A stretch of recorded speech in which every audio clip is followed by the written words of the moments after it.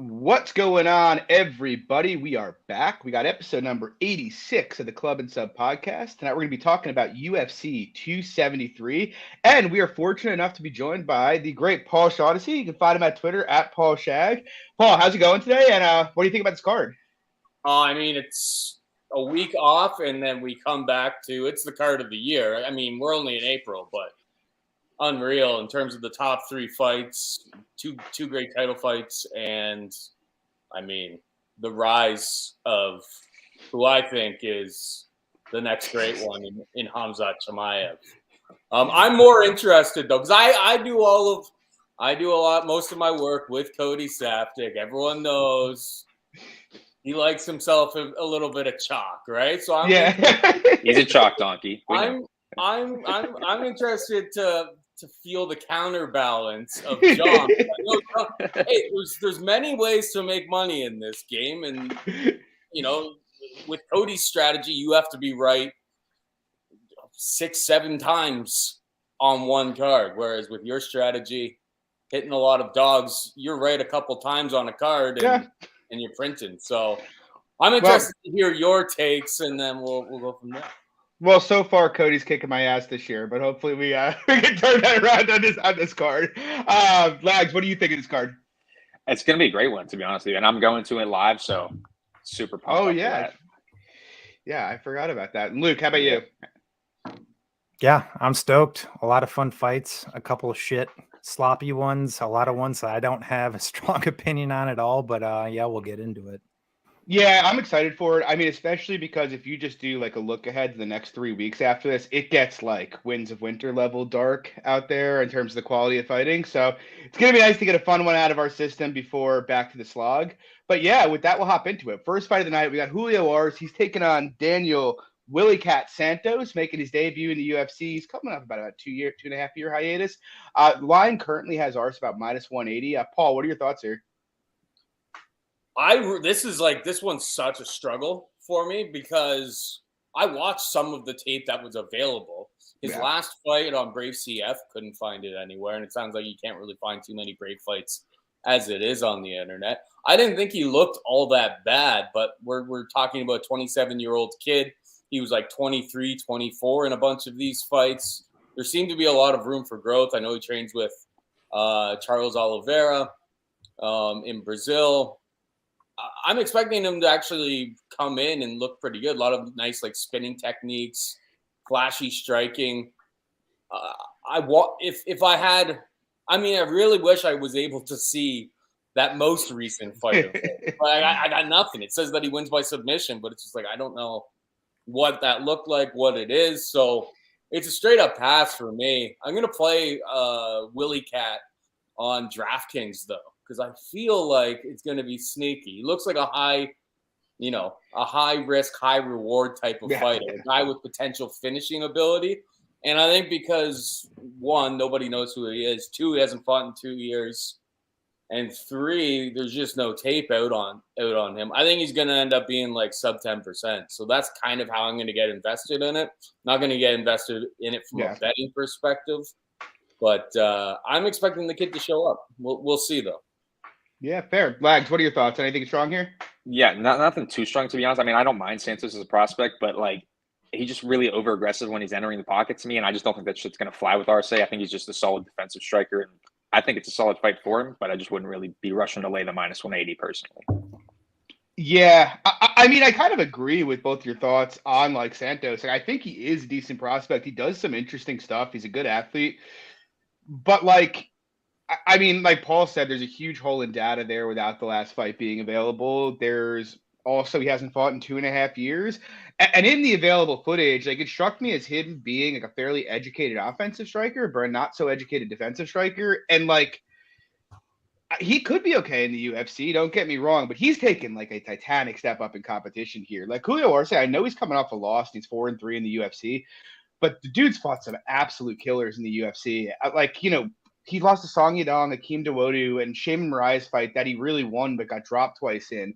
I rate Arce a lot. I think he's one of the best boxers in the entire promotion. You know, you look at his metrics, he's fought great competition and put up pretty close to elite metrics. And, you know, a guy like Santos, who's aggressive, but hittable, kind of just plays right into what Arce wants to do, just kind of lure you into the pocket and like tag you up. Look, the Santos Jiu-Jitsu angle is intriguing, but like Arce is a black belt as well, and like all the Tiger guys are like pretty good defensive grapplers.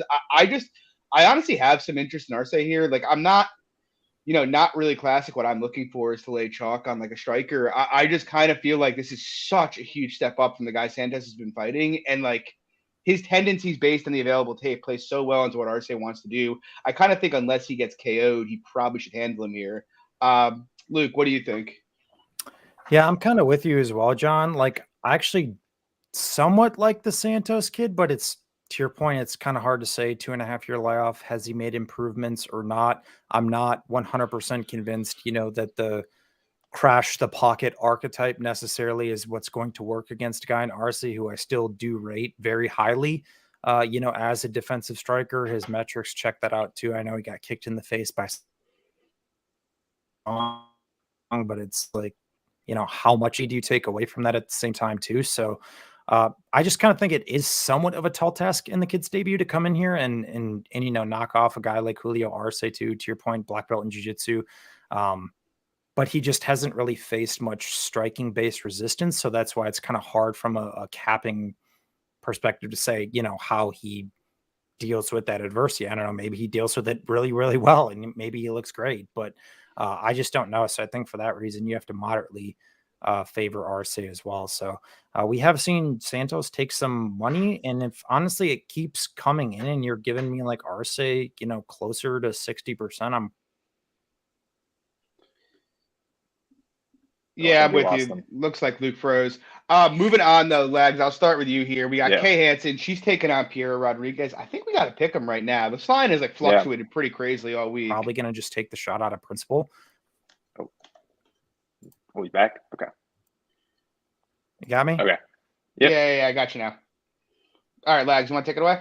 Yep. So I got a small play here on Kay Hansen, 1 unit plus 111. To me, I just think it's like a solid buy low spot on her. Obviously, is crashing his two massive fights is huge big favorites. She's got the clear grappling upside here, and I think on the feet it's competitive. She's not going to get knocked out. Obviously, Rodriguez decent power, but it's nothing UFC level power. To be honest with you. So yeah, I think Kay Hansen dominant grappling upside. So plus 110 kind of auto bet. To be honest with you, like clear favorite upside. Yeah, I have a pretty big bet on Hansen myself, to be honest. I am whatever the exact opposite of the WMMA whisperer is. But with that said, it's just like, it kind of checks like every box I'm typically looking for. Like Hansen's got about a 2x experience edge here. She's fought much better competition. She's got 3 fights in the UFC. Stylistically, I think it's favorable for her. Like I agree, Rodriguez is probably the better boxer, but even in the event that like Kay can't have massive grappling success here, she's a very busy striker. She's going to go forward. She's going to throw a lot of strikes. I kind of feel like even standing, it's going to be a reasonably close fight. And to your point, Lags, like I don't really think there's much finish equity on the Rodriguez side of things. And so with that, like, so I think it's close in the feet. And like, I've seen Piera Rodriguez taken down and controlled by like really poor fighters. Now she's fighting someone in Hansen who I kind of feel like the market on Hansen's been weird. Like she opened as a huge favorite against Jin Yu Frey, was a big favorite against Corey McKenna, big favorite against Jasmine Johnson-Vicious. And so like she was being treated as a hot prospect at 20 years old. And now it's swung the other way to where she's at pick'em here with someone without a UFC fight. And like the Jasmine fight was at 125. If we're being honest, the Corey McKenna fight, like if she doesn't fall off her back and then 2 rounds on bottom, she wins that fight easily. I bet McKenna there, and I feel like I didn't make a very good bet, to be honest.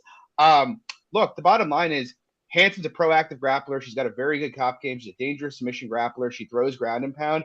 Rodriguez will try to get up, but she generally gives her back up. Like, it's virtually impossible for me to project her to have more success grappling defensively against Hansen than she's had regionally. So I think Hansen should be a decent favorite here. I have a pretty big bet on her. Luke, what are your thoughts? Yeah, no strong opinion for me. I am picking Hansen to win, but there still are some problems I have with her because I do think her activity is actually somewhat inconsistent. We've seen in other fights where she's thrown a lot and other fights where she just doesn't throw much. And I do think that Rodriguez is the better boxer here, who's more proactive, who's more consistent to go forward. But nonetheless, if Kay Hansen decides to kind of step on the gas tank. I definitely think she can win the striking in this matchup for sure. The wrestling, I think it obviously does favor probably Kay Hansen for some of those reasons you mentioned above. But I still don't like at times how she's very submission over position. I've seen her lose position multiple times, and when she gets put on her back, she tends to play guard. I absolutely hate, and everybody else should in WMMA. But nonetheless, I do think she's a pretty strong grappler. So I think it just comes down to if she can be more patient on top, if she can land those takedowns. From some perspective, I do think it could be. All right, we lost him. Paul, you want to take it away? A decent buy low spot on Hansen from some recency bias perspective. So, kick him up, back in. Yeah. Did you gave him the boot? No. He got booted on his own.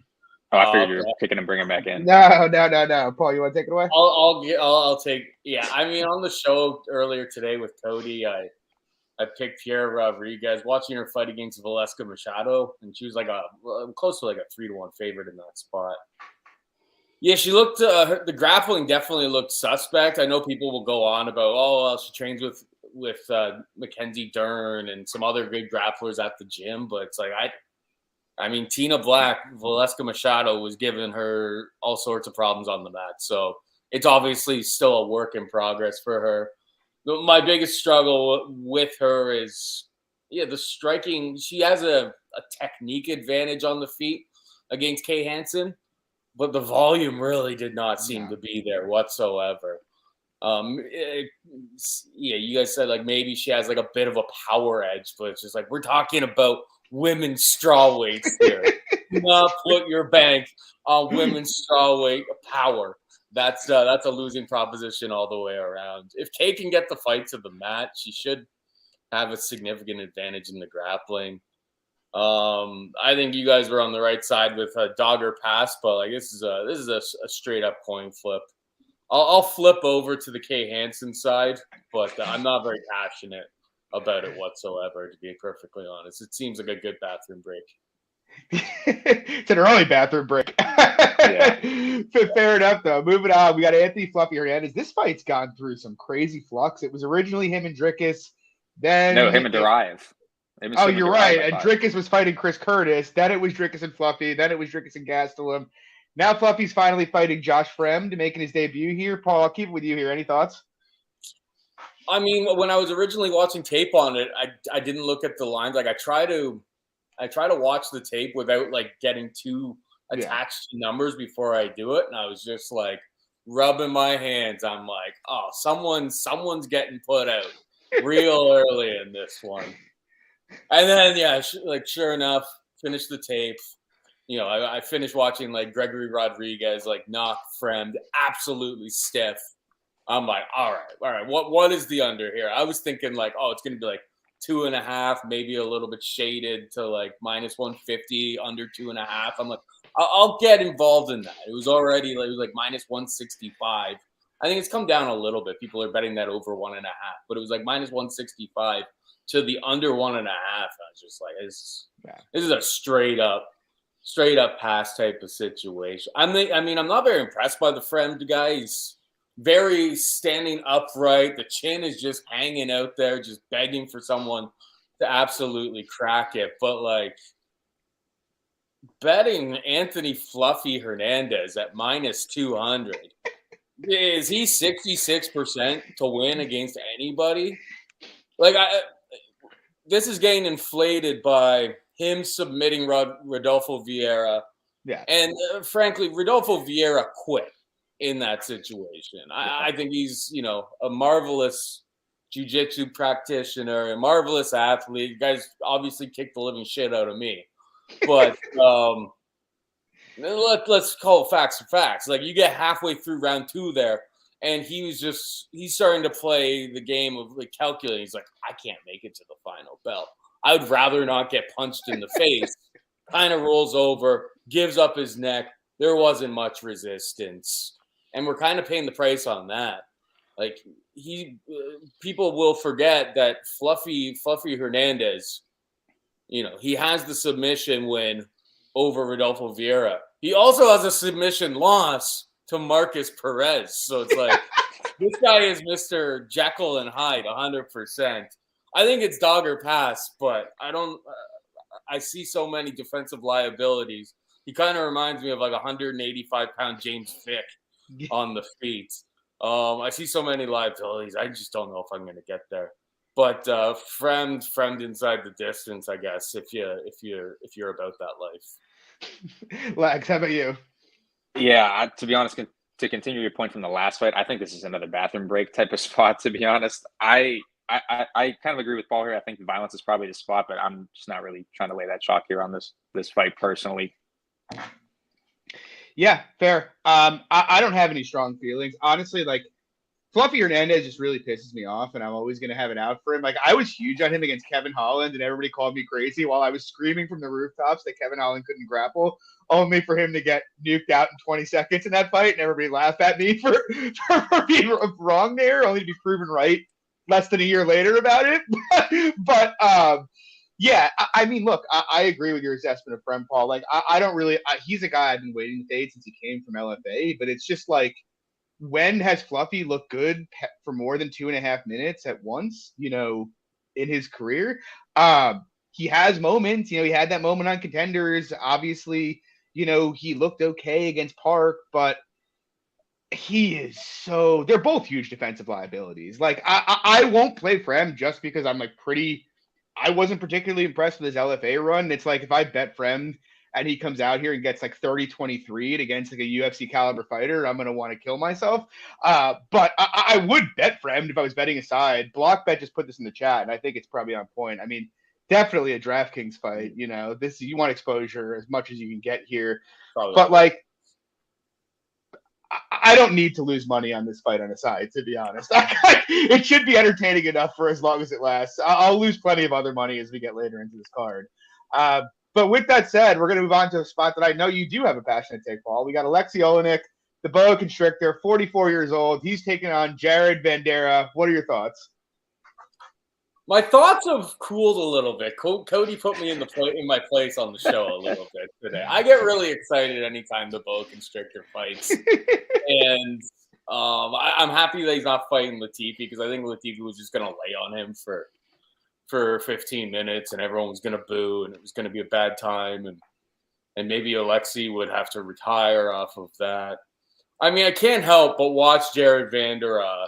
And I know he's taking on bigger guys with decent wrestling, but like he looks incredible. Like against Romanov, like as soon as Romanov grabbed a hold of him, he was whipping him to the canvas. Against Sergey Spivak, same thing again. It's just like the guy's takedown defense. I know he trains at like Dan Henderson's gym or whatever, but it's like, I don't know. Dan Henderson's not teaching him wrestling. I'll tell you that much. Alexei is so dusty and old. He's got about 7.5 minutes of cardio at the best of times. He can survive longer than that. We learned that in the Spivak fight. But there was really no point where you're like, he's going to turn the corner in the last 7.5 minutes. This is going to work out. I played Alexei Olenek. Maybe it's a little bit more heart over talent or skill. I don't know what I'm trying to say here. But I think Alexei's going to be able to take him down, and when he gets him down there, he's going to be trying to bully a guy who's 40 pounds heavier than him, which is going to be tough at the best of times. But I think the old warhorse has another one left in him, and I'll fade Jared Vanderaa. Coming in on short notice, 0 punching power. And a massive defensive liability. So one more time for the boa constrictor. That is not a popular take this week, I don't think. Lags, what do you think? Actually, to be honest with you, I think the Latifi fight wasn't a bad one. To Paul's point, I actually was the sneaky play on that was the decision only on Olenek. I think it was like plus 275. Because to me, I think if that fight goes the distance, I don't like. If it ends inside the distance, I should say, like, I think Latifi's KOing him, but like, I don't think Olenek had a high chance of finishing him. So if it was going the distance, plus 275, probably worth the spot. But to this fight, I think the last straw for me on Oleinik was really the Derek Lewis fight, to be honest with you. And so coming here, I mean, obviously he could land takedowns, could end up finding a submission. I just think Bandera is just pretty much a dope, to be honest with. Like, I don't really rate him very highly. He's not a great striker. He doesn't have great power. Like, I think this is one Oleinik could win, but I'm not running to bet it. I mean, if there was ever a guy that could get Ezekiel choked, that's Right. active right now in the It's Jared UFC, Bandera. like it's kind of like Jared Bandera written all over it. You know, like And then Oleinik rides off into the sunset, retires. That's it. Apparently he's a black belt, though. Apparently he's a black belt in BJJ. No, is he? That's what Cody told me, and I was just like, that sounds fraudulent. Like, I mean, Tony Ferguson's a black belt in BJJ. Thiago Santos. There's a lot of black belts where it is somewhat suspicious. Black belts on bottom versus black belts on Maybe top. Tony Ferguson's a bad example there, but like you know what I mean. There's a lot of black belts who get consistently out-grappled in the UFC. I don't know, man. Like, I really thought I was going to bet Bandera. I was like, oh my God, this huge guy against 44-year-old Oleinik. And then you look at it, it's just like, I mean, he looked good against Justin Tafa, but like, is Justin Tafa really that good? You know, you can say whatever you want about Oleinik being old and dusty and whatnot and stiff, and that's going to be the narrative all week, and it's true. But like, the guy took down Lewis, who's gigantic multiple times, you know, before he got finished in that fight. Look, I've lost a lot of money fading Oleinik. I bet Werdum huge against him. I bet Junior Albini against him, who got Ezekiel'd. Bandera doesn't, like your point, Paul. Like, you know, it's funny when you watch the Bandera fight against Arlovsky and you have Bisping talking about how much power Bandera has. And it's like, meanwhile, Bandera can't bust a grape for heavyweight. And it's like, I know Oleinik's going to throw strikes. Like, if they're in a high volume striking match, do I really feel like great about Bandera? Maybe I feel better about his durability. But if they're grappling, I feel pretty good about Oleinik. Like, I'm considering about Oleinik. I feel like dirty, like even thinking about it at this point, you know, at 44. But like, fuck. I mean, Jared, like Spivak, I don't know that Sergey Spivak is a better wrestler than Alexei Oleinik is. Like, he does a bunch of judo stuff, and he looked like Khabib against him. I think Oleinik's like clearly the side. It's just a matter of whether or not I'm prepared to lose money on a 44-year-old and be okay with it. But yeah, I don't hate the take. Moving on, we got Mickey Gall taking on Mike Mallett. And this is a weird one because like Mallett's minus 200 now. He's had like a minute and a half of cage time in the last 4 years. Once upon a time was a featherweight who lost to Hakeem Dawodu.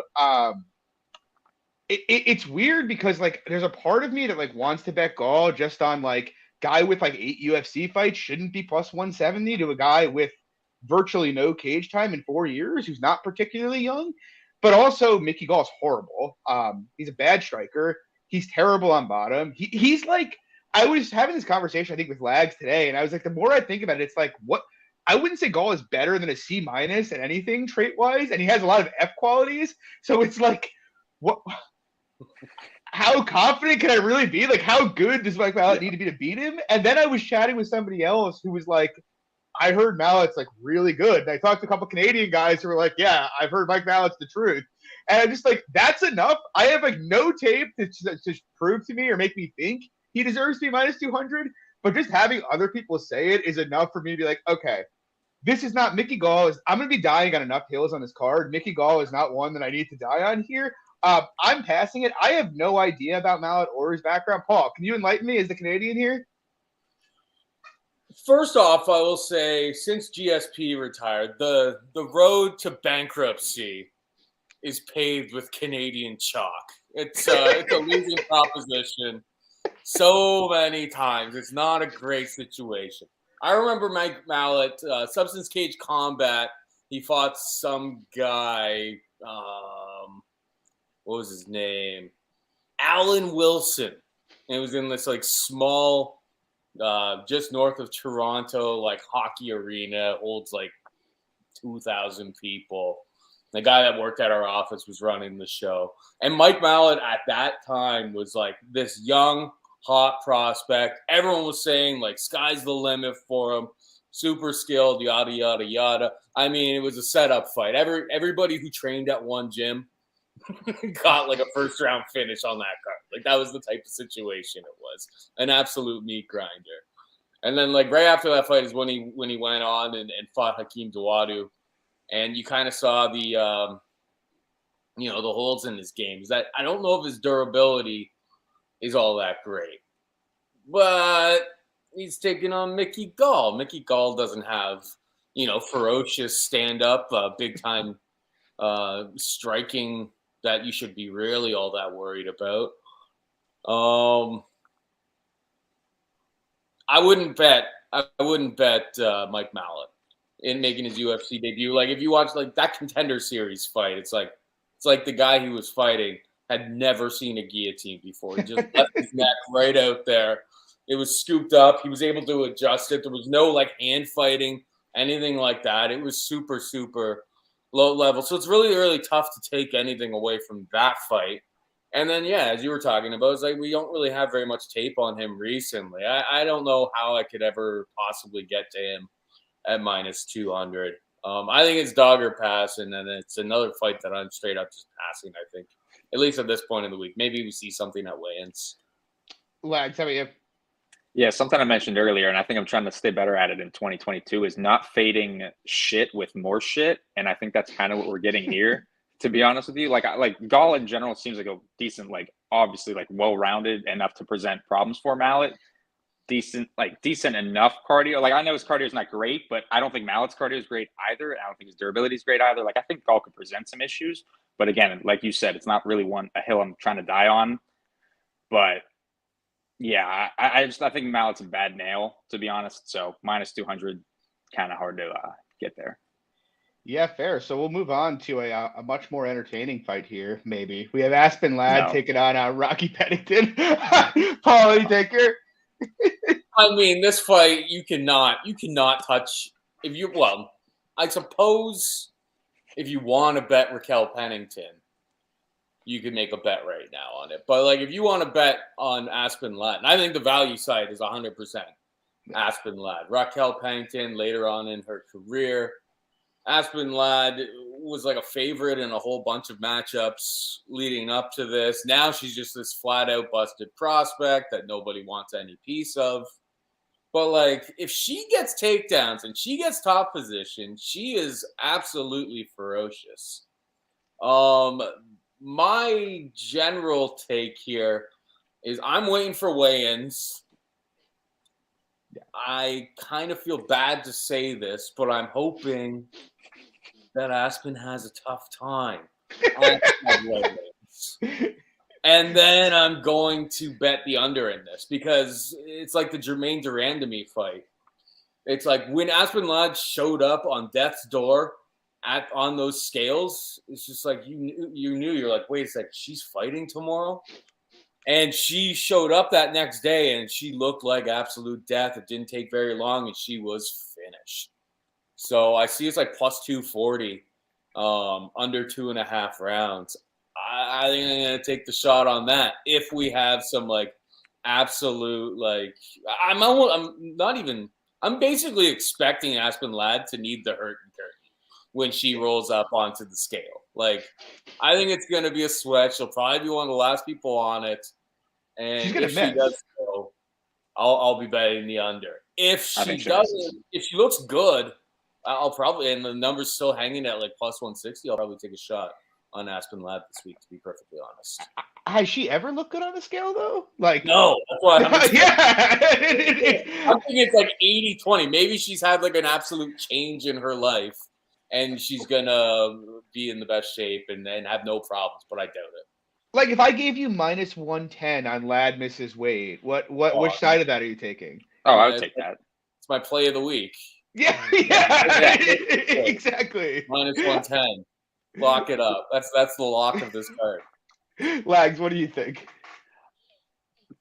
To be honest with you, Ladd has really just been the bane of my existence, to be honest, after that last fight, and kind of has ruined like the fights. I mean, we talked about it earlier with the Kay Hansen fight. Like, I think it's like a competitive fight on the feet, but massive grappling edge. That's kind of what I thought in Ladd's last fight, Dumont. Competitive on the feet, but massive grappling edge.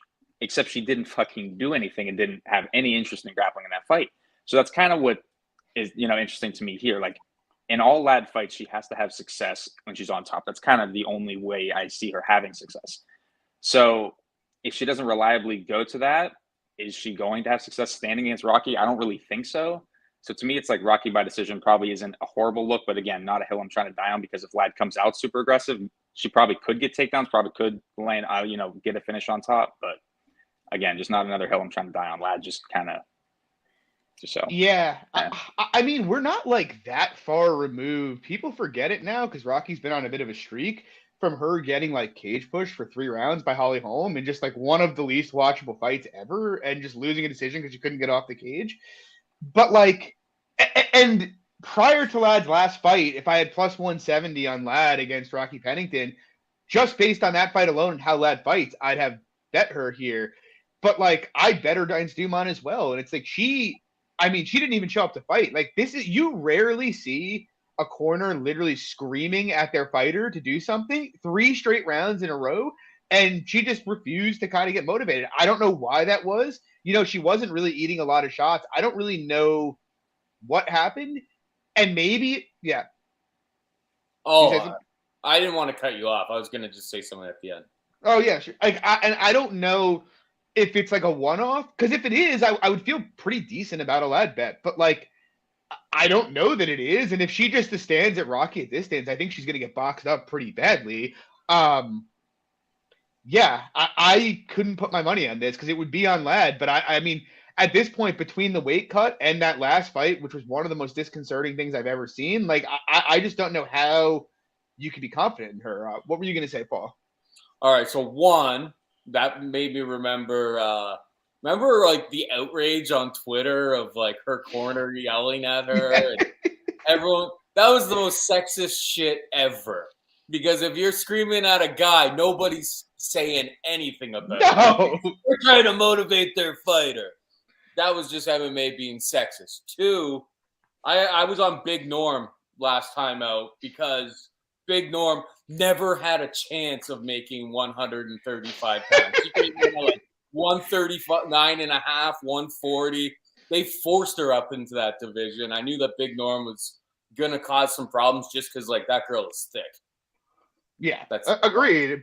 But it's like, I don't know. I just can't be confident in Lad to do something. Like, I largely agree with you, Paul. I'm like, obviously, I think it was a shit bet in hindsight, betting on Lad in that spot. But it's like, she didn't even give herself a chance to compete in that fight, Like it's, I don't know. I can't. Yeah, it seems that way. Moving on now. This is a fun one. I actually have a fairly passionate take here. We got Martine Tabora taking on Giardinia Rosenstrick. I'm on Tabora for a good amount here, to be honest.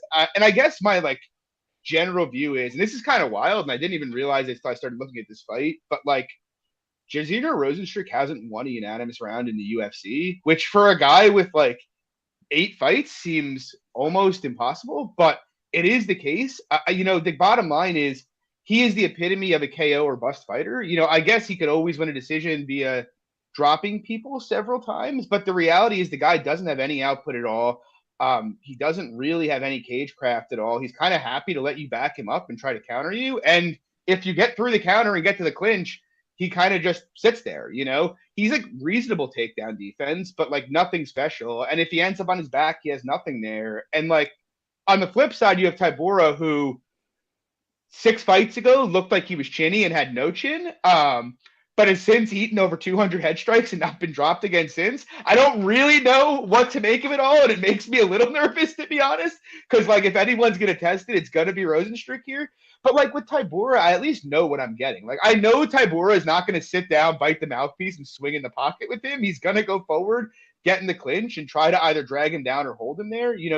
I kind of figure he's going to approach this fight like he did the Volkov and Grishin fights, just get in the clinch and look to get him down. And I'd imagine he has an easier time than he did with Volkov getting Rosenstrick down. And on top, I think he can probably hold him down and maybe finish him. And so ultimately, it's just like for me, I feel very confident Tabora is going to win minutes here, whether it's in the clinch in top position or even striking. I think he'll throw more. It's just a matter of how likely is he to get KO'd here. And I mean, there's a reasonably strong chance it happens. Like I'm not saying there's not, but is it like a higher than like 4 out of 10? I'm not really prepared to go there, especially since it seems like Tabora's found a chin the last couple fights and he's gone through his Arlovsky period.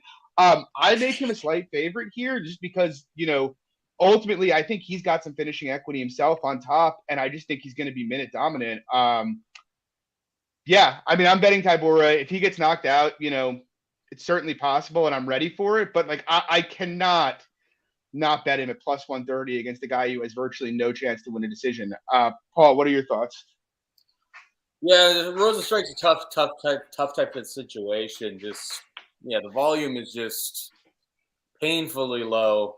I mean, I still can't believe I got owned on that. I was heavy on Overeem against. Yeah, me too. I was flat out counting my money, man. Like, there's 20 seconds left. It's starting to get a little bit dicey, but I was just like, well, we clearly won this decision. Like, it's gonna be easy. Boom. His lips falling off of his face, and then they stop. It is what it is. That's heavyweights just being heavyweights. He's got like that crazy death touch type of knockout ability and it doesn't. He could be doing next to nothing. He lands one good, clean one, but you can say that a lot for heavyweights. I'm leaning towards Rosenstrick landing the big boy on this fight, but the biggie boy landing the big boy.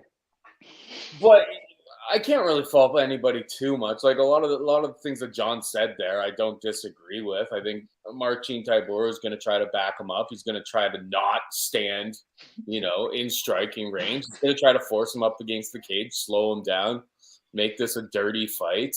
And I could totally see that playing out. I'm not running to the window to play Rosenstrick minus 155 for a guy, as you were talking about, who doesn't really win rounds. And then the knockout prop is kind of where I think the line should probably be close. Like, it's close to a pick 'em. Like, it's Bet Online, the sharpest book out there, has it as a straight pick 'em. There's some slight plus money out there, but it's like I really don't think that the line should be much more than a pick 'em as it is anyway. So gut is telling me that Rosenstrick gets the knockout, but nothing I'm too confident in whatsoever. Lags, how about you? So to talk about that Overeem fight just for a little bit longer, I know a little painful to talk about, but to be honest with you, I think it's kind of a weird thing in MMA where it's just like guys who just walk off after landing a big shot like that will end up getting fights. Like we saw with the Kai France, Rogerio Bontorin, we saw it in this recent fight we were just talking about. It's like when you just kind of walk off on a big shot like that, sometimes the refs just kind of step in, whatnot. Like, I mean, even Herb in that fight with Kai, it was kind of like Kai was about to hit him again, and then Herb just kind of stopped it right there. It was just like super fucking awkward. So it's just super awkward variance. So it is what it is. But to this fight, I made a play on this fight earlier. I got 1.5 units on the under 2.5 rounds at minus 155. I kind of think it's fairly binary and similar to the fight we recently had with Spivak and Greg Hardy, that anytime this is on the feet, I think Martine obviously can land more volume, but he's going to, there's chances for him to get nuked, obviously. And then on the ground, like you touched on, John, when he's on top, it's going to be around potentially even the fight. So I love violence here. Yeah, I think I know how this is going to go just because fuck me. Tabora is going to dominate minutes and get wobbled badly twice here and lose a decision to Rosenstrick for the first time in his career. That's what's coming. Hopefully not, but after I just went on a rant talking about how Rosenstrick can't win a decision, that would just be poetic. And how Tabora has found a chin now too. Yeah. Anyway, moving on, we have possibly the next Conor McGregor. He thinks so anyway. We got Ian Gary. He's taking on Darian Weeks. Lags, what are your thoughts? Not a super strong take, but I mean, I think it's just another setup kind of spot. Like I like Gary. I think on the feet, he's got the better power. I think I don't love his grappling, to be honest. Like his wrestling's okay, not great. But to me, I think he's a finisher through and through. So I think he's going to end up finding a finish late in this fight. But again, minus 400 is just kind of like, what the hell, to be honest. Yeah, it's weird because I faded Gary in his debut against Jordan Williams, and I mostly felt like the fight was going pretty much how I thought it was going to go until it wasn't. And I'm moderately tempted to fade him here, but it's also just like, I don't know. I know Jordan Williams is out of the UFC now, but I kind of felt like there was a lot more coherence to his striking than there is to Weeks. Like, yeah, Weeks had a close fight with Brian Barberena, but like pretty much anybody is going to have a close fight with Barberena just because, that's kind of just how he fights. He's going to fight in the pocket. He's going to eat a lot of shots and give a lot of shots. I think Gary's got some really poor defensive tendencies. I think he might have some volume issues, and I could see Weeks pacing him here. At the same time, I think Gary's a lot more technical than Weeks is. I think when he does let his hands go, he's going to touch him pretty much consistently. And so, like, with that dynamic, like, I don't think Weeks is much of a hitter, and I do think Gary is. So, like, I think there's value on the line, but like, I also just don't really think Weeks is kind of the guy here to bust it for Gary. Like, I'm tempted, but like, it's also like I get sucked into way too many of these value traps where I'm like, the line implies 25%, but I think it's more like 30. And it's like I don't really need to go down, that I need to go down that path less. I don't know. Like, if Weeks comes out here and wrestles him, I guess I wouldn't be shocked. He was an all-state high school wrestler, and when in doubt, I'm going to take the American wrestler against the Euro wrestler pretty much 9 times out of 10 if all things are equal. But I don't really, like, nothing in his regional tape suggested elite wrestler to me. His fight with Barberena, it certainly didn't suggest elite wrestler to me. I'm probably going to pass. Like, if it blows out to like plus 400, I'll poke him just because at that point it seems extreme. But, Gary's a guy I'm looking to fade, but I don't think this is it. Paul, what do you think? Yeah, as soon as the fight against Jordan Williams ended, I was just like, I'm going to fade this guy. I'm going to be fading the shit out of this guy. And then they matched him up against Darian Weeks, and like rewatching the Weeks versus Barberena fight. I'm no striking expert, anything like that, but like what I saw from like his footwork and how he moves around the cage, it seems to be night and day between the two of these guys. Now you've got, and on top of that, he didn't even look very big. Like, Barberena used to fight at 155. He used to kill himself to get to 155 pounds, but Barberena looked like the bigger man in there. And like, Gary's enormous. So he's like 6'3", very, very long, technical striking. The volume definitely didn't look like it was there whatsoever against Jordan Williams. He was eating some absolute shots, but he's 24 years old. He's in good hands with Henry Hooft. I expect to see an improvement. I think they set this up because they want that. Connor doesn't fight nearly enough right now. They need a new hot ticket in Ireland. I'm gonna end up betting Gary by knockout plus 125. I see out there. I think he gets the job done against Darian Weeks. Maybe Weeks has some sort of mutant chin, and I bite the bullet on that, but it'll be a standard like 1 unit play on him. Yeah, I mean, I don't mind. Honestly, like, and I'm not like a striking expert either. I try to keep things simple. Like, I don't understand some of the nuances that like, some of the experts you see out there do. But like, even like Williams, you could see was like cutting the cage and like adding punches onto his combinations to get to Gary.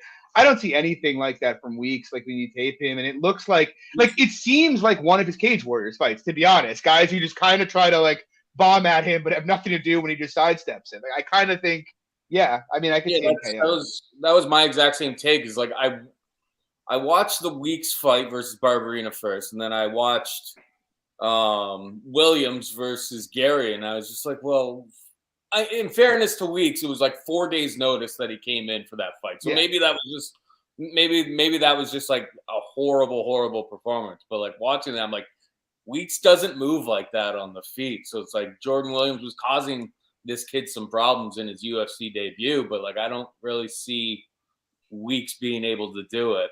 And yeah, he had like the high school wrestling background. I watched like an interview with him. I forget who did the interview. And he was talking about that a bit and his extensive amateur record. But I don't know. I think this is an absolute setup fight. They said this is, who's Gary's like, he's got like the super cougar. Yeah. His wife or what's Layla Ann Lee, who used to do, I think he took her name. Didn't he take her name? Someone said I don't know if maybe they were joking, but someone said it like dead seriously in a group chat that I was in the other day. Like magic. That sounds like magic content. Maybe they're trolling him, something like that. I don't know. No, he's back. Luke, welcome back. Do you have any strong take on Ian Gary or Darian Weeks? All right, boys. I'm going to try to give it another shot. You might have to boot me out again. I think we might be fixed now, but honestly, I think Ian Gary's a fraud. To be honest, we'll see. I could come back on the pod, in 2 years from now, and the guy's, top 10, and I look like a jackass with egg on my face. Don't get me wrong. I think the guy's talented. I think he's good. But in relation to like what people are saying about him and what the guy thinks about himself, I personally don't buy it. I do think he does win this fight, but I do think the line is wide, and I'm more so on actually in like an anti-violence based angle. I think the fight hits the cards. I played plus 150. I think Gary's never been finished, and then Weeks has only been finished once, spanning like 24 amateur and pro fights too. So I think there's some recency bias on the sensationalism of the Williams KO, who's got no chin. We'll see. I think this fight hits the cards. Yeah, we'll see. Moving on, Luke, I'll stick with you here since you are back. We got Vince from Hell Pichel. He's taking on Mark Madsen. What are your thoughts? Interesting fight. Originally, I thought I was going to be like 100% all over Pichel. Right now, it's a pass for me, but we'll see kind of where the general line moves. It is just kind of hard to unsee. His 2 losses have came to stronger wrestlers and guys who have kind of tossed him around, and Habilov and Gillespie. But what I will say for Gillespie, Gillespie has one of the best top games in the UFC, from my personal opinion, and the stats support that as well with his control ratios and everything like that as well. So to me, it kind of comes down to how much control-based success can Madsen really have in the fight, because I think Pichel's pretty clearly the better striker in the matchup. So it could come down to, what panel of judges you have, assuming the fight hits the cards. I do think it hits the cards at a decent clip. So we'll see. I'm more so of the opinion that Pichel kind of just takes over the fight as it goes. We did see him have some struggles in regards to Madsen in the 3rd round against Austin Hubbard. I think he broke his jaw there. We have seen Homeboy slow down. Even against, Guida, it was definitely not the highest paced fight. And that's kind of the somewhat point I want to bring up, is that Pichel isn't, necessarily a guy's going to throw, or land, I should say, like 6 significant strikes per minute, but he's a guy's pretty consistent to be active at the same time. He's got some pop, he's got some power. Even if you take him down, he's going to work up. And even if Madsen, lands 5, 6, 7, 8 takedowns in this fight, Vince is going to make him work at the end of the day. So I do think there's merit to Pichel taking over this fight as well. And I think it just comes down to what panel of 3 judges you have determining how they score the fight. But I'm more so on the side of Pichel, but I'd kind of like pick them more so plus money range to play Pichel. Paul, how about you? I'm on Pichel, and I went back and watched, obviously, as Luke alluded to, Pichel, his 2 losses, or his 2 official UFC losses, are against, great wrestlers, Gregor Gillespie and Rustam Khabilov. Rustam Khabilov fight his UFC debut back in like 2014 or 2012 or 2014. Way back in the day, yeah. Way back in the day. It was Vince's first official UFC fight. There were some parts of that fight, it's so far back though that you're like, well, he's probably made improvements on it. Like that, a lot of the approach to the wrestling of it's like a top heavy and like suplexes and stuff that Khabilov was able to land on him. Like that kind of equates more to the type of wrestling that I see from Madsen. He likes to grab people up high.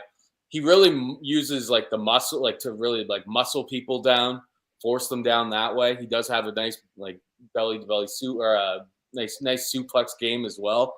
So it's like that was a little bit concerning, but like watching the Gillespie fight, I was like, Madsen can't do this. Like he was on him like white on rice, man. Like he was just attack. And Vince was fighting his way out of it. He was trying to make it a fight, but like we saw with Gregor Gillespie in his last time out there, it's just like he can set a pace that few people can keep up against Carlos Diego Ferreira. Like that first round was so insane that like both of those guys were kind of gassed when they went to the corner. And then, Gillespie was just able to continue to maintain it. What I've really seen from Madsen is, one, he's got about 7 minutes of cardio. In the Guida fight, he doesn't even really go for takedowns. He was trying to, like, I think, extend his gas tank, and in doing so, he didn't really look all that great the second half of the fight anyway, like even without going for takedowns. And I just can't help it, but like when I watch him against Hubbard when they were on the feet, and when I watch him against Guida, just like his leg is just sitting out there, just begging to get kicked. And I even like reached out to Vince on the Twitter machine. I wasn't sneaking his DMs or being weird. But I even reached out to him and just kind of was like, that leg is just begging to be kicked right now. So, Vince was like 27 of 29 on his leg kicks against Austin Hubbard. I think round one, Madsen's so strong. He's got the Olympic background, the silver medalist in Greco-Roman wrestling. I think he's going to be able to take him down to the ground early. It could be a good opportunity to buy in live markets if you have those available to you. But yeah, I'm on Pichel money line. I may add more in the live markets based on how it's going. I've got Pichel round 3, 16-1. So that's where I'm at on this. Lags, what do you think? Yeah, kind of what Paul was alluding to toward the end there. I think Mark is going to have a good round 1, but I think it's almost a lock for Vince to win round 3. So it's kind of like where round 2 is, and kind of like what you were alluding on with the 7.5 minutes of cardio. Yeah, I think bettors are kind of just thinking, Madsen's going for takedowns. Vince doesn't have great takedown defense. It should be an easy win, but it's like he pretty much has to control him for that first 7.5 minutes to get the decision win here, because he's not much of a finisher and he doesn't have great control. So I think Vince is going to make him work on those takedowns. He's going to work. He's got solid get-ups, and I think on the feet, this is Vince all day. So I'm probably going to end up having a small bet on Vince, but again, at minus 130, I could see him, like we touched on, Mark having a solid start to the fight, so I don't want to have a ton of juice on it. Yeah, so I guess I'm not as convinced that Mark Madsen is going to have early success against Pichel. Like, I don't think people realize what, like, peak Rustam Kabalov, who was on all the PEDs, and what Gregor Gillespie would do to Mark Madsen. Like they would be big favorites. It is a different level of grappling. Gregor is one of the best fighters in the UFC, to be honest. Like that is, I take virtually zero from that fight. Look, can Mark land takedowns early? For sure. Like, I expect he can get takedowns. Vince has been taking down a bunch. He doesn't really stop takedowns, but he's a good scrambler. He gets up fairly well. I think there's been a hesitancy to look at the fight that Madsen had with Hubbard and then Gillespie's fight with Vince and be like, oh, Madsen can just get the body lock and wrist ride him for, a round. The thing is, like, Hubbard, every guy he's fought, if you clinch him up, tends to just give his back pretty much right away and doesn't really do a great job fighting hands. Vince is actually a pretty good scrambler. He's pretty good at working out of positions. He has good get-ups. I'd be pretty surprised if he gets just flat out held down for, 5 minutes. On top of which, I kind of think Madsen's margins, even if he can get 4 or 5 takedowns in a round, are fairly thin. Like, the guy doesn't throw ground and pound. He's there to be kicked, as you touched on. He has virtually no striking defense. And so you could easily have a scenario where it's like Vince gets taken down 3 times, gets up and just beats his ass for a minute and a half and wins rounds. Whereas Vince, like I said, one of these guys can win this fight if he gets taken down a bunch. One of them cannot win this fight unless he lands a bunch of takedowns. On top of which you factor in, like, the Guida fight, like, Madsen, I don't know if he was so spooked from the Hubbard fight because of how bad he gassed in that fight, but he attempted 1 takedown in 15 minutes to Guida. If he does that here, Vince is going to look minus 250. It's hard to know whether or not he's going to do that. I expect he'll try and wrestle, but I also think there is some equity for Vince actually out-scrambling him and getting to his back. I thought it with the Guida fight as well, that Guida had a real chance to just ruin him on the ground. Like, the bottom line is the guy hasn't really grappled with any good submission grapplers. Like, this is a guy who didn't start MMA until he was 34 years old, after spending a lifetime doing Greco-Roman wrestling. What happens if, a guy spins through or sweeps him or gets on top of him? I don't know, but I'm guessing it's not going to be great, to be completely honest. Yeah. So like the more I've thought about it throughout the week, I kind of think the line on Pichel is pretty generous right now. I agree with everybody that he's very, very likely to win round 3. And like I said, I'm not really as sold that he's likely to lose round 1. Maybe likely, but not like I don't think Madsen has like an 80-20 round in him here, whereas I think Pichel has that round 3 in spades. On top of which, it's just like, and I don't like to go all narrative generally, but I don't really get the feeling that like Madsen is like a real fighter. He's like kind of like a wrestler. Like, the guy did not like being in a dogfight when Hubbard turned it into a dogfight. The few times Guida actually let his hands go, Madsen backed down from it. And like, if Vince is anything, he is going to go crazy, bite the mouthpiece, and force this guy to go into uncomfortable waters. I like Vince here. He's fought way better guys. He's beaten way better guys. Mark Madsen is not Gregor Gillespie or Rustam Habibov. So yeah, I'll be on Vince. I'm just hoping the line keeps coming though, to be honest. And I like the round 3 poke as well. But moving on, we have a real fun one here. We got Mackenzie Dern taking on Tisha Torres. Takes are all over the map on this week. Paul, what's yours here? This one is like, I thought I was like going to be all about Tisha Torres until I watched the most recent Angela Hill fight. And just seeing Angela Hill being able to take down Tisha Torres and get to her back has me a little bit spooked on it. I mean, my biggest problem with Mackenzie Dern, like literally every single fight, is just I just don't see the wrestling's just not coming together. Like I haven't been able to see her really put together a decent chain wrestling game. I haven't seen her be able to, shoot for a double even successfully. Like, she gets people up against the fence. She struggles to clasp her hands together. She doesn't get underneath the hips. It's just her ability to get the fight to the mat is the biggest problem. Because once she gets it down there, like, man, round 4 against Marina Rodriguez.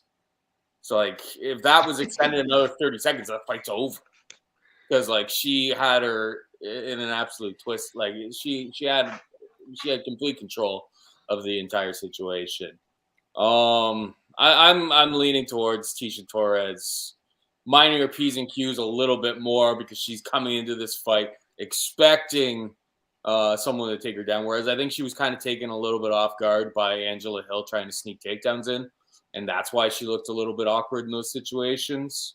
I basically never betted Mackenzie Dern. And it's really it because she's got such a great skill if she can get it to the mat.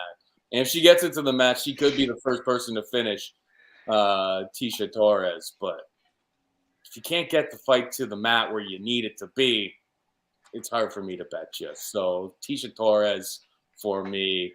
Tisha Torres by decision because she can't finish the sandwich, except for Sam Page, which she did. He did finish. We don't talk about that on this podcast. We don't talk about the Sam Page fight. And nobody saw that. No.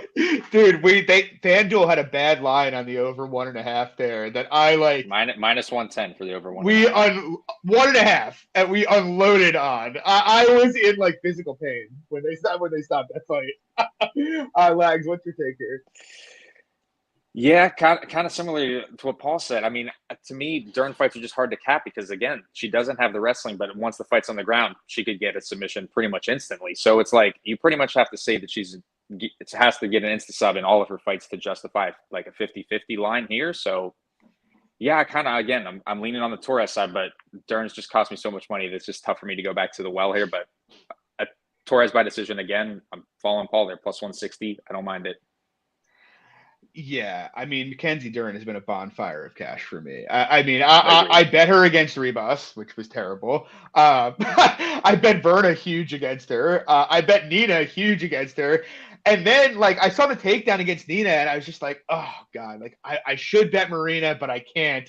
Turns out Dern just had an out-of-body experience when she hit that single leg. Like, I still, to this day, am not really sure. Like, it's the nicest takedown she's ever hit in the UFC. And then the Marina fight happened. I'm like, oh, that Mackenzie Dern's exactly what I thought Mackenzie Dern was.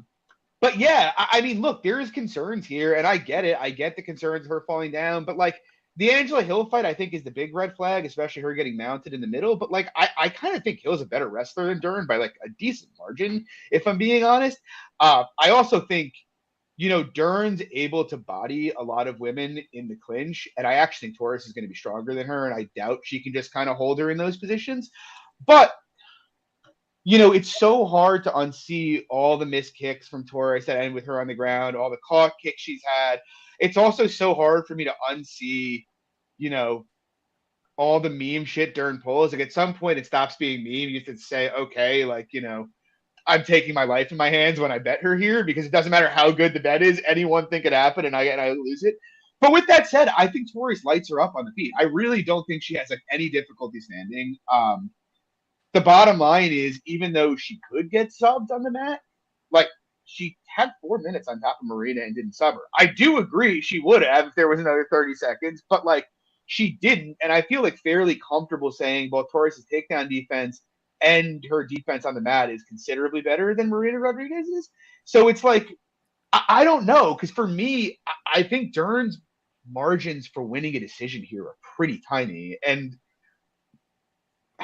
can I say she's more than 30% to finish? I guess she could be, but Torres has never been finished in the UFC. Jessica Andrade spiked her on her head 11 times and she kept getting up. Like I don't know, man. Like I might not bet it. I might bet decision. I have a voice in my head that's like, whatever you do is going to be wrong.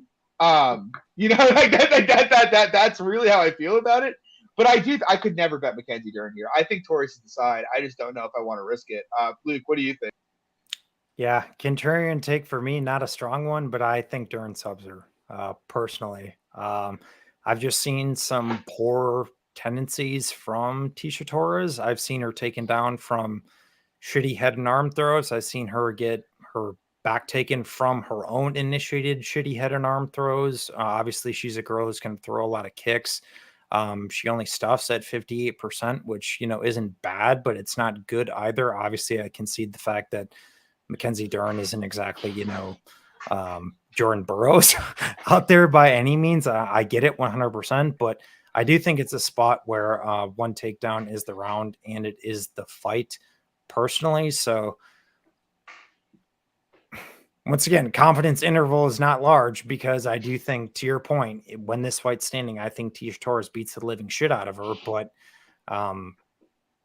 it's, once again, as someone who is betting Ansarov, in that fight too, a girl historically pretty strong takedown defense. I think like 76%, she failed on the single leg, hit a nice trip, passed immediately, went out there and got the girl out of there too. So she's just a girl you can't make small mistakes against. And I do think something that's important to note, at least for Dern, she's been fighting a lot bigger girls too, where Torres is not. She's physically strong. I get that 100%, but I think there's definitely blanket-based game for Dern should she secure takedowns here. And the thing with Torres too is, in running back with her, despite her not being subbed, she hasn't fought really many good submission grapplers at all in her entire run too. So it's like, I don't think it's as easy to say that because she hasn't been subbed, she's not going to get subbed if she gets taken down. I guess I'm really on the other side in that capacity. I think one takedown and Dern does subs her. I mean, Tisha Torres is only blue belt in jiu-jitsu. Dern's elite, in my opinion. Once again, does she get those takedowns? That's kind of where the rubber meets the road. So I'm not, running the window to bet Mackenzie Dern. If I was to bet Mackenzie Dern, I'd definitely be playing her by sub. Like plus 250 in comparison to the money line, because I think her decision equity is shit. So give me, 20-25% better, implied on more win equity there and on the sub on Dern. But that's kind of where I'm at. All right. Well, we come to it at last. We have the fight that everybody, let's be honest, even with the two title fights, this is Khamzat is the extraction that everybody wants to see. So I'll do my little spiel, and then I'll let everybody tell me why I'm wrong about the fight. But look, before I say anything, really, I will say, look, the bottom line is there's some clear edges here that Chimaev has, right? He's clearly bigger, he's stronger, he's likely the better athlete. And look, he's a great wrestler. Like, I rate his wrestling quite a bit. He dominated the Swedish wrestling scene, which, again, is the Swedish wrestling scene, so whatever. But, I think you'd be a fool to not say the guy's an elite wrestler. Like, you see his fight with Hermanson. Look, the guy knows what he's doing when it comes to wrestling. So with that out of the way, beyond that, what do we really know about him? I mean, like, in all seriousness, it's like, the footage of him striking, there's about 3.5 minutes. He fought Alaskarov on the feet for about 2.5 minutes, knocked him out. He knocked out GM3 with the first punch he threw in the fight. Ripped to the money that I bet on GM3 there. But that's the only time I faded Khamzat before this. But now, like, could he come out here and just dumpster Gilbert Burns? Yeah. I mean, look, I am not theoretically opposed to the idea that Khamzat is legit and a future champion. What I'm opposed to is the idea that he has proven anything beyond the fact that he's a great wrestler. That is what I'm opposed to. Look, the bottom line is, if you stuck Gilbert Burns in there with Reese McKee or John Phillips, he's subbing them in under 2 minutes if he wants to. Like, it's not going to be very difficult. He'd be a decent-sized favorite against Li Jingyang, and he'd be a decent-sized favorite against Gerald Mearshart, too. And so it's like, while the performances that Chimaev has turned out have been impressive, there's not really, it's not like he's beating guys that I would say, oh, man, that's so impressive. He is beating them in impressive fashion, but he's not really showing anything doing it. What's his submission grappling like? Well, I mean, when he's had guys back, he doesn't put hooks in. Like, I know that for a fact. Pretty much every time he's taken a guy's back, he hasn't put hooks in. If he takes Gilbert's back and doesn't do that, he's probably going to end up with Gilbert on top of him. I feel pretty good saying that. In the same vein, Gilbert Burns trained with Kamaru Usman for a decade. Usman's got one of the best top games in the UFC and refused to go into his guard on the mat. Like, that seems fairly relevant. And so, like, I think he can get Burns down, to be clear, fairly easily, to be honest. It's just like, once he gets there, then what? I don't really think he's just going to be able to ride him out, mount him, and pound him out. I'm very confident that's not going to happen, especially early. I guess Burns is fragile enough he could KO him from on top. I just don't really think it's very likely, and I think there's a fairly strong likelihood that Burns could reverse position or put him in compromising positions. We saw Maia take Burns down twice, and, like, Maia's not the athlete Khamzat is, but the guy's a multiple-time ADCC gold medalist. He's one of the best controlled grapplers in the history of the UFC when he's got position, and he couldn't consolidate position against Burns. And so then you have the stand-up, and it's like, again, he's got great power, but I don't really know what else he has. His defense looked a little suspect in the Alaskarov fight. That was 3 years ago, though, so how much do I put into that? Not a whole lot. Burns throws leg kicks. Does he check leg kicks? We don't know. Burns hits really hard. Is his chin good? Maybe. Maybe it's not. I get the angle in making Khamzat a favorite just on athleticism, wrestling ability, but, like, in terms of everything else, skill-wise, I don't really see how anybody can make any blanket judgments beyond Khamzat's wrestling. The bottom line is, Burns has 17 UFC fights. The guy has fought absolute killers. He's only been finished twice in the UFC. Yeah, I mean, I think there's upside for Khamzat to justify his price. I also think there's downside for him to be an underdog in this fight if he can't just dominate on the mat, and it turns out he's not a good striker. I also kind of think the idea he's going to come out here and just engage Burns in the grappling is kind of flawed. Like, how often do we see wrestlers, really good wrestlers, just avoid the mat with jiu-jitsu guys like Burns? Fairly often. And so if that's the case, maybe it means he's good enough to just knock him out. But again, maybe he's not. There's just so many unknowns on the Khamzat side that this line is comical to me. If you wanted to tell me Khamzat was minus 150, okay, I wouldn't bet Burns at minus 150. But Gilbert Burns is probably going to close north of plus 500 here. To me, that's an auto bet. Like, the guy took a round off of Kamaru Usman, a unanimous round off of him. And now he is plus 500 to a guy whose best win is a first-round sub of Li Jingyang. I think Khamzat's an athletic specimen. I think he looks really good. Don't really know a whole lot else. And even as far as cardio goes, like, I don't think he has a cardio issue, but I find it hard to believe a guy that's cutting as much weight as he is, that's as big as he is, can use the explosive energy he does past 5 to 7 minutes. Even with good cardio, it's just not something. Human beings are not physically built to exert that much energy past 7 minutes. So, yeah, I mean, I guess for me, it's like, I think Khamzat could be a big favorite here and justify it. I also think Burns could honestly be a favorite here. I don't really understand the love on pretty much any Chimaev plays. Like even like, KO is the popular one I've seen. It's like that's being lined at 40% implied. I don't think he has a great chance to KO him on the mat unless he hurts him on the feet first. Do we really know enough about his striking to say he's 40% to KO Burns? I don't really think so. So I'm going to be betting Burns for a decent amount here. I'm ready to be wrong about it. Look, I think Chimaev is a good prospect, but I think the idea that's been propagated that, he is the next threat for Usman is fucking crazy. I think we have a lot more that we need to see out of him. I'm hoping we see it here. I honestly, even if I lose, and I'm happy to lose this bet, I hope we just see him extended because we literally haven't even seen him face resistance yet. And I'm pretty confident Burns is going to provide that. Luke, what are your thoughts? Pass for me. Personally. Yeah, obviously we've seen some strong takes on Chimaev, a lot of parlay money. I can't disagree with a lot of the things you said 100%. It's just one of those spots where, you don't know. There's just not enough data there. I guess I'm more so of the opinion kind of with the crowd that I think the guy's legit and he's the good. So I'm not really trying to bet against him, but I also can't sit there and wave my finger against anybody trying to, potentially fade and throw some money against him at the same time, just because there's so many unknowns. It's such a weird fight in terms of how you cap it. So assigning what's value, what's not, it's almost impossible in my opinion. So it's one of these kind of spots I'd rather sit back and pass on. I'm more so the opinion that Chimaev does KO him though. Paul, how about you? I've already bet Chimaev against Usman. Plus 135, plus 125. I think he's 100% the goods. I think he's the best prospect we've ever seen in the UFC, and I'm like a noted Khabib fanboy. Khabib wasn't doing this shit when we were watching him on the rise. Like, I mean, the Gleason Tebow fight, everyone always grills me about that one. That one was about as close and dodgy of a decision as you'll ever see.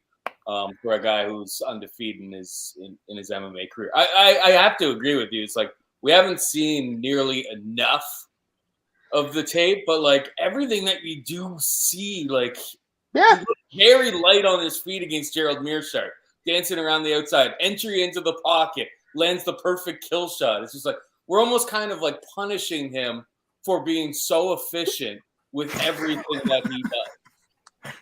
It feels like that to me. It's true. Like, No, yeah. That's a great way to put it. It's a great way to put it. We haven't seen any sort of hold, and it's just like, well, and this is obviously the biggest test that he's faced, and it should be a stern test. And I'm kind of startled by the minus 500 that you see out there on the market right now. But I think he's gonna knock him out. I've been trying to bet the plus 150. There was some plus 150s hanging around. There was a plus 165 that was hanging around earlier in the week on the TKO prop.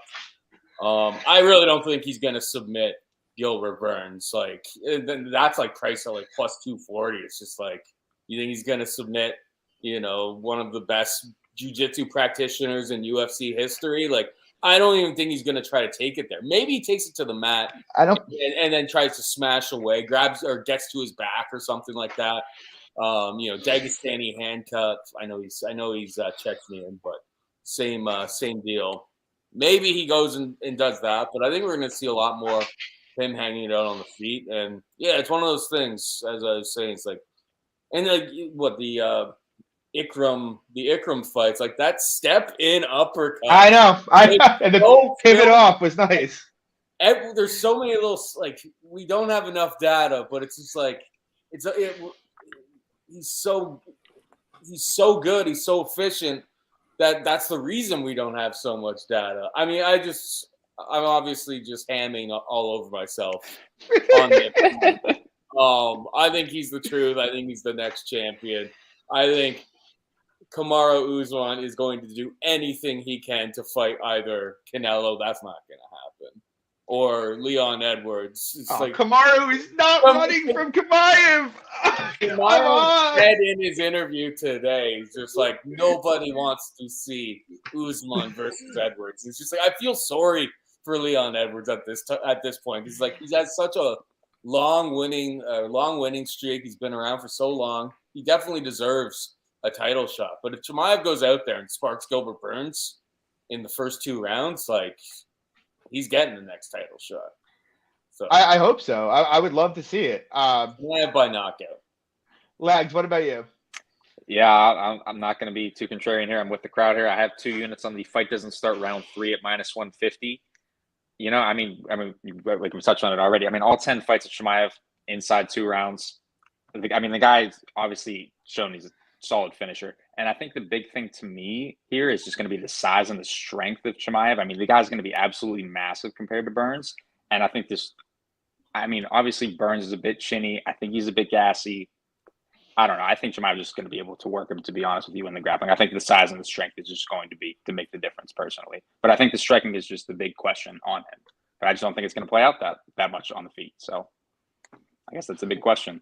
We'll see. The other thing I should know too, just like regardless of whether or not he checks those boxes, and he may or he may not, but if he does, like Burns is probably, it's funny because I had bet Edwards big when I thought it was a 5-round fight with Edwards against him, but I think for a 3-round fight, Burns is a lot more suited to it. Also, Burns is just a lot more instantaneously dangerous than Edwards or any of the guys he's fought. Like, whatever you think about Burns has the ability to finish the fight anywhere against anybody. I mean, hell, he put the fucking fear of God into Usman, right? You know, early in that fight. So, look. And then, last thing, real quick, John, before you ran out a little bit and close it. I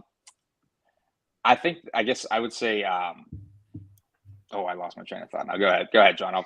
I was just gonna say I would struggle to put Burns plus 400 against anybody just on kind of his finishing ability alone. But you know, we'll see. I mean, look, like I said, I am theoretically open to the idea that Chimaev is the goods and will be a future champion. I'm just gonna pay to find out, though. You know, every now and then they're a future champion. Every now and then they're Edmund Shabazian.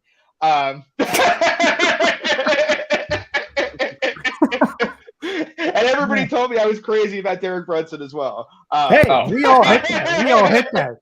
Not you, not just you. We all hit that. Okay, we'll find out. Yeah. The point that you were bringing up, as I remember, I don't think Chimaev is going to be too scared to go into the guard of Burns, just because he just kind of seems like a crazy wild man that's just going to do anything to just get the finish. And again, that could be to his detriment, but he just kind of seems like that wild eating shit man that's going to go for the finish. I hope you're right, to be honest. I honestly want to see him grapple with Burns. Yeah, Paul. Yeah. I will say that it's like I get a lot of like props for the Khabib call. I also thought Justin Scoggins was going to be the flyweight champion of the world, and that he was going to dethrone Demetrius Johnson. I was very passionate about that. So maybe Hamzat. Oh, I don't know how to live with myself, but maybe Hamzat's Justin Scoggins. No, I mean, really stung. I feel like reasonably confident that Chimaev, unless he's fighting like a serious grappler, is going to beat up most of the division. It's just like what happens when he fights with a serious grappler, you know? We're going to find out. I'm excited for it. I am excited for it. Maybe more excited about this fight than I am going to be about the next fight, which is Aljamain Sterling defending his title, looking for another 4th-round finish of Peter Yan here. Luke, you want to take this away? What are your thoughts? Yeah, John's not going to like my take here. Yeah, I don't think he honestly has much for him. Honestly, going back and watching the first fight, obviously there was some strong components from Aljo, but I would give him probably only a round. I categorically disagree with him getting 2 rounds personally. Even with him throwing a lot of volume, I think Yan blocked a good amount of what he was throwing, and we've seen it pretty consistently with Yan, is that he's going to make reads early in fights and then he takes over later completely. And I think that's something he can 100% do here again. And so it's like the narrative that, okay, so he gassed in regards to Aljo, blah, blah, blah, blah. Okay, so he's just like not going to wrestle here. All right, great.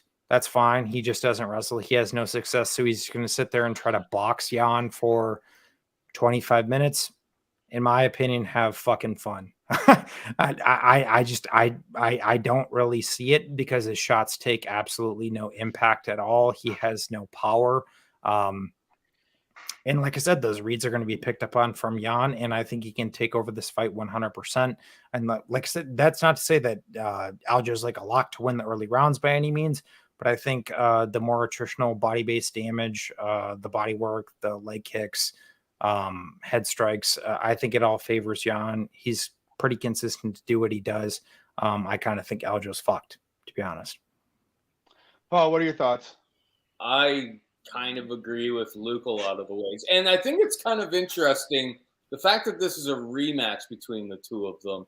And we know that Jan is very, very calculated early on in fights. He kind of like lets the fight come to him. It's kind of like calculating, where he's safe, where he's going to have an edge in the fight. Well, now that, that meeting or the initial exchange, it's already happened. He knows Aljo's going to he's going to either A, shoot for takedowns, do 1 for 12 on takedown attempts in that fight, or 2, throwing a lot of, flim flam, a lot of volume, but nothing of all that much substance. I think Jan is going to kind of turn it up a lot faster than he did in their first fight, now that he kind of has the info on him. And then Aljo's kind of strategy in that fight, it's just like, well, he kind of proved, and I don't know, maybe this had mostly to do with the injury that he was carrying coming into the fight. But it's like he clearly showed that he did not have cardio to fight at that frenetic pace. That was his path, at least. If he's not able to secure takedowns, he just has to overwhelm you with volume. And he clearly, like, going into the corner after round 3, or was it? After round 3, he's in the corner and he's done. He's telling Ray Longo, like, I don't have much left. And like, he's basically saying, like, I'm done. And then obviously the knee happens. I'm with Luke. I think it's Jan, but much more convincingly this time around. I haven't bet it yet, but I'm sure I'm going to get there on like a Jan in one of the late rounds type of knockout type of prop or something like that. Lags, how about you? John, I'm glad you started it off with this, and I'll conclude it with this. We have champion Aljamain Sterling fighting interim champion Peter Yan in this fight. Just to clarify that. That is official. So I think what's interesting, though, obviously I had a bet on Aljo in the first fight, but I think what's interesting here is the fact that I think the line's ballooned out to the point that it's almost comical just because of kind of how the first fight ended and just kind of like the jokes that are being played like back and forth. Like, don't get me wrong, like I think Yan takes over down the stretch at a high clip, but it's like plus 400 on Aljo. I if it gets to like any wider, I'll probably end up having like a small poke on Aljo just because I think that, like, don't get me wrong, I didn't like the game plan that he came with in the first fight, but I think if he takes a little bit of a reserved approach, at least in the takedown aspect, I think that it could be a little bit more competitive down the stretch. So I have the over 3.5 rounds. I have a unit and a half on that at minus 165. And I wouldn't hate poking Aljo again on the money line. Yeah. I mean, don't get me wrong. I cashed big on Aljo the first time, and there's a part of me that wants to just take my money that I made off Yan and go home with it. But also, like, it's funny because like Aljamain Sterling is now being treated as some bum because of how that fight ended. Like, the dude is like elite of the elite, He's being lied like plus 400. Like, let's like run the clock back 2 years when Max Holloway and Alex Volkanovski fought the first time and Volk 50 to 45 did. And then everybody was running to bet Volk minus 200 to minus 250 because he 50-45 the first time. And how could it go any different? Only for it to be a very dicey split decision. Now, personally, I thought Volk won the fight. That agreed. A lot of people though thought Holloway won. Yeah, and it's like there's the idea that because we've seen it play out one time in one such way is the only way it can play out is just a fallacy. When you're capping a fight, you're capping it off a probability over 100 or 1,000 outcomes. Do I think Jan's better? Yeah. I mean, you'd be a fucking crazy person to watch the first fight and not be like, okay, my minus 110 bet on Aljo the first time was shit. Like, I am not like going to come out here and say that it wasn't. But also like, Alex, this is the same guy who like systematically destroyed Pedro Munoz and Jimmy Rivera. Like, I don't think Aljo should be plus 400 against anybody. In terms of how he wins, I'll be honest, and this is kind of like my biggest like drawback with Aljo here. I feel like fairly certain he probably can't have big grappling success against Jan. And I hear him talking about grappling again. And it's like if he did what he did with Jimmy and tried to hold him in the clinch and not like exert max energy trying to take him down, I think there's some upside to that. But if he comes out with the same game plan, I think it largely goes the same, likely with a lot of early Aljo success followed by late Jan success. I just don't think you can sustain the kind of grappling pace that, Aljo put out there the first time. He just doesn't have the cardio for it. It's just the reality. I do think, though, you look at the early part of that fight, and the reality is without the knockdown in round 1 in the first fight, Aljo's up 2-0 in that fight going into round 3. Is it really that inconceivable that he could have a better game plan, manage his energy better, and win the first 3 rounds? Like, that doesn't seem that crazy to me, It's not like he's particularly chinny. We know he's reliable to put out a high output. I mean, he outlanded Jan in the first fight. Obviously, the most substantive strikes of the fight came from the onside, and they will always be there. And I'm with you, all of you, that like down the stretch, I mean, Jan is very likely to win rounds 4 and 5, or finish late, or even 10-8 late. But I think Aljo is going to be the favorite early in this fight. I think there's probably going to be a decent chance to live bet Jan after a couple rounds if you want to trade out. But, Aljo always starts fast. Jan tends to start slow. Maybe he has his reads, but like Aljo tends to be, and I saw someone post this on Twitter, and I thought it was a decent take. One of the things, and the big differences between like Corey fighting Jan and Aljo fighting Jan is really so read-based, getting his reads and moving. And I think it's tempting to say Jan had his reads in the first fight, but also, Jan's a tempo fighter, whereas Aljo is pretty much everything is off tempo with him. Everything he does is kind of unorthodox, which I think makes it a little tough to get those reads. I don't know. I still think Aljo is going to be competitive here. I'd be pretty surprised if he doesn't show a better form of himself. I mean, the reality is, whatever you want to attribute it to, the guy looked like shit for a large part of that fight. Even the parts of the fight he was winning, his takedowns were pretty awful entries. He fell down a couple times. He kept throwing like weird spinning stuff, like right into Jan. He did his camp at a different gym. I think Jan minus 200, minus 250 is, probably fair, but I can't really get past that. And so it's like, I'm not going big on Aljo like I did the first time. Again, I think Jan is the best bantamweight in the world. He might be the best fighter in the UFC, to be honest. But look, the bottom line is I'm going to take Aljamain Sterling at plus 400 against pretty much anybody if it gets there. So I'm holding out for plus 400. If it gets there, I'll do it. If not, like Magic said, I'd rather lose my money on Aljo than not bet it at all. The absolute fucking scenes if Aljo wins this fight too on Twitter. That's the real chaos that I am here for. So mad. What about I see an 80-1 draw. Aljo wins those first 3. Jan gets like a knockdown in round 5 because Aljo is huffing and puffing. Majority draw. We run it back a third time. See, that would be perfect because that would be the time to slam Jan when it goes back to like minus 150 Jan in the third in round 3. I just think people might not watch anymore. I think everybody might just give up at that point. You know what I wish, and he's kind of done it half-heartedly, but I really wish, Aljo, instead of arguing with people on Twitter about whether or not he faked it, had just gone full villain mode for like the last year about the entire thing. Really just like started talking a lot of shit about it, talked about how he faked it, yada, yada, yada. That would have been more fun. I appreciate a good villain. Instead, we have like Jan talking about killing his whole team and Aljo not really deciding if he wants to be the villain or not. It's but either way, I'm excited. Like Aljo could go full Colby here and just like everybody already fucking hates him though. Like I think he's done exactly what he's needed to do. Yeah, but, everybody hates Sterling. I think people just hate him just because he sold it though. Just because like he sold the knee a little bit. Like more than he still like everybody hates the guy. Like he's like cool public enemy number 1. People don't fucking like him right now. Yeah, he's good people. Like I have friends that know him pretty well who say he's pretty cool. But and he's my favorite fighter, which is why I'll donate again here. So anyway, so not financial advice. Not financial advice, but I'm betting Aljamain Sterling.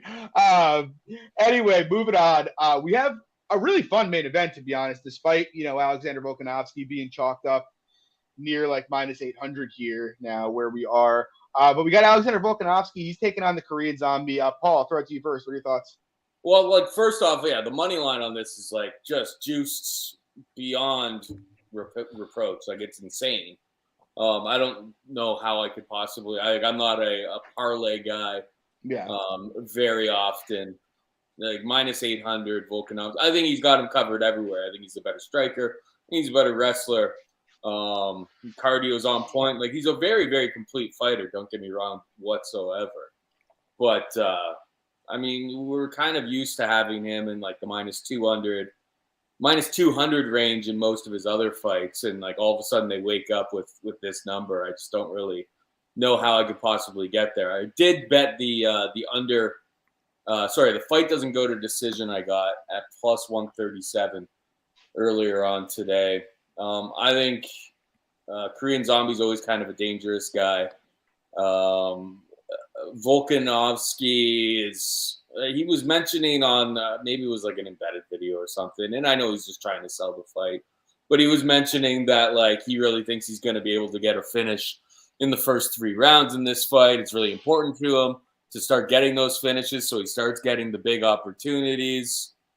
And yeah, I think Korean Zombie's going to come to bang. I don't think he's going to want to go toe to toe, strike for strike with Volkanovski, because I think he knows he'll probably get out-volumed in that type of situation, and Volkanovski, I think, will be able to take him down and wrestle him a whole bunch as well. So I think a finish gets there more than 50% of the time between the two of these guys. So that's where my money's at. I'll pick Volkanovski, but yeah, -800 on the money line is insane. I wouldn't even fault anybody for just going complete YOLO and taking like Korean Zombie by knockout. I don't even know what that is right now, but it's got +1100 on DraftKings. Yeah, exactly. Like I wouldn't fault anybody, like, because like, does he have a 10% chance of doing it? Like they fight 10 times, could he do it once? Like, who am I to say no?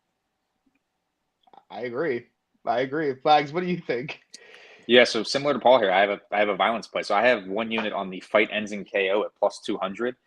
You know, on the feet, like you touched on, I think Zombie is pretty much limited to a KO. I mean, obviously, down the stretcher, if this ends up going the distance, like later in the fight, I should say, he's not going to be minute winning. Like, he's not going to be able to be minute competitive, I should say. So he's going to need a knockout. So he's going to have to bring the fight early, to be honest with you. And I think Volk's just going to be able to kick that leg for free.